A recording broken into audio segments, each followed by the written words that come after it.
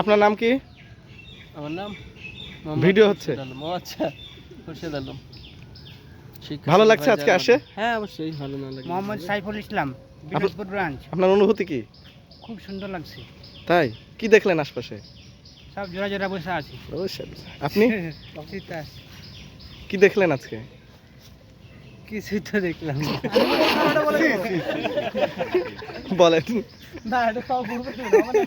বলেন। আবহাওয়াটা অনেক চমৎকার স্যার, সেই রকম লাগলো। আপনার কি অবস্থা? জীবন কুমার, রুবাইত ভাই দিবেন একটু কথা। সুন্দর স্যার। স্যার আমি দেখলাম আপনি যেটা দেখলেন সেটাই। আপনি কে? আমি রুবাইত হাসান।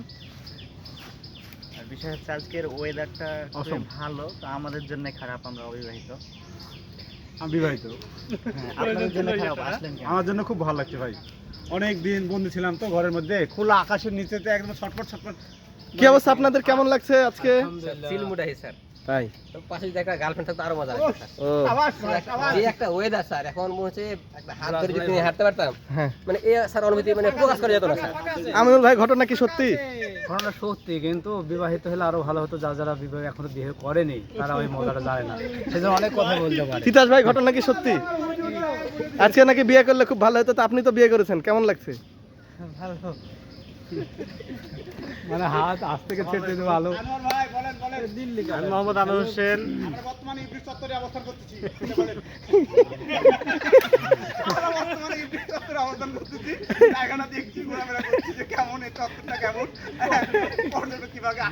এই আশা চাকরি আমার বিয়ে হয়নি জানেন। আশা চাকরিতে আমার অনেক ছেলে কি করে, তো আশায় থাকে, আশায় আছে। ও মনে করেছে আশাতে আছে, তো আশায় থাক, আমার বিয়ে দিয়ে দেবো না। বিয়ে না দিয়ে বাড়ি চলে গেলাম, কিন্তু মা বাবা বলছে কি ব্যাপার, তো ছেলে মায়েরা আর বাপেরা শুনেছে আশাতে আছে। ও বুঝতে পারেনি একটু ভালো করে যে আশাতে চাকরি করে, এই জিনিসটা না বুঝে আশাতে না, ছেলে আশাতেই থাকে, আমার মেয়েটা দেখছে মানে চাকরির আশায় আছে, চাকরি হয়নি এখনো। এরকম মনে করেছে। ওই আমার 3 মাস লেট। বিয়ে করবো না, পরে দেখাবো। পরে বিয়ে হলো? আচ্ছা, শেষ করেন। এই আর দুইজন, এই দুজনকে নেন। কেমন লাগছে আপনার? অনেক ভালো লাগছে। বলেন আপনার অনুভূতি বলেন। অনুভূতি তো অনেক সুন্দর লাগছে, চাটা খেলাম, ফিল্ম ঘুরলাম এবং অনেকগুলো জিনিস দেখলাম। হ্যাঁ, কি কি দেখেছেন?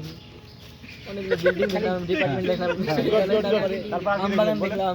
আমবাগান দেখলেন, তারপরে কি ইবলিশ চত্বর দেখলাম, ডিপার্টমেন্ট দেখলাম, স্টেডিয়াম দেখলাম, তারপরে চতুর্ভুজ, মানে কি ত্রিভুজ না, ওটা ফলা, ওটা দেখলাম। স্মৃতিসৌধ, হ্যাঁ স্মৃতিসৌধ দেখলাম, লাইব্রেরি একটা বিশাল দেখলাম, তারপর কি দেখলাম, বই, ওখানে আমরা সবাই ছবি তুললাম। তারপরে আর কি দেখলাম, সাবাস বাংলাদেশ, আপনি দেখেননি, আমরা দেখলাম, সবাই আমরা ছবি তুলেছি, অনেক সুন্দর। আবু সালে ভাই, আপনার অনুভূতি বলেন। আপনার রোমান্টিক অনুভূতি বলেন। ডার্টি। আমি চাপাই ভাষা সবাই সব বললো, আমার ওইরকম দেখার মতো কিছুই দেখলাম না।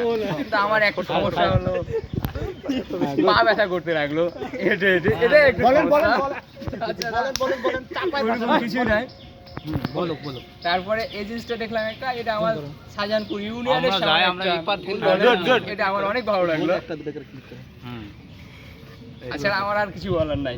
আসসালামু আলাইকুম। ওয়ালাইকুম আসসালাম। অনেক ধন্যবাদ। সবশেষে আমাদের স্যার বলবে। স্যার, আপনাদের সাথে একসাথে থাকতে পেরে খুবই ভালো লাগছে। বিশেষ করে আপনারা কে কাকে কখন মুরগি বানাচ্ছেন দেখতে আরো বেশি ভালো লাগছে। আমি মাঝে মাঝে মুরগি হয়ে যাচ্ছি। বিশেষভাবে আজকে একসাথে সব অনেকজনকে পেয়ে ভালো লাগছে এবং আমার বলা যায় নিজের এলাকা খুবই ভালো লাগছে। আমার নিজের ক্যাম্পাস হলে আরো মজা লাগতো। কিছু দেখলো না, সব মিলে আপনাদের এরকম অনুভূতি বা এরকম একত্রিত হওয়ার প্রোগ্রাম যদি বছরে একটা বা দুইটা করা যায় এবং সবাই যদি থাকে আরো খুব ভালো হবে। আশা করি এরপরে এই ধারাটা অব্যাহত থাকবে। ওকে, ধন্যবাদ স্যার। আপনার আর কিছু অনুভূতি চাইছি। আপনি এখন পর্যন্ত এত জায়গায় ঘুরলেন, এত কিছু দেখলেন, দেখার অনুভূতিগুলো বলেন। না, অনুভূতি হিসেবে আমার এখনো হয়তো আরো কিছু দেখার বাকি আছে। বাস্তব কথা হচ্ছে যে আমি যেখানে পড়াশোনা করেছি বা যে এলাকায় থেকেছি এর চাইতে অনেক ভালো ভালো জিনিস দেখেছি। তো সেই হিসেবে নতুন কিছু দেখার তেমন পাইনি।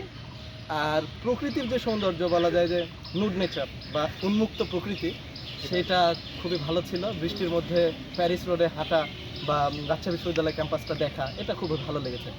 আর অন্যান্য যে বিষয়াদি সেই বিষয়াদিগুলোর সাথে আমি আগে থেকে পরিচিত, তো সেই হিসেবে আলাদা করে কোনো কিছু আমার দৃষ্টি কাড়েনি। স্যার এইসব বিষয়ে মানে আপনার এক্সপিরিয়েন্স অনেক আগে থেকে অনেক বেশি। বলাই যায়। আসসালামু আলাইকুম। আচ্ছা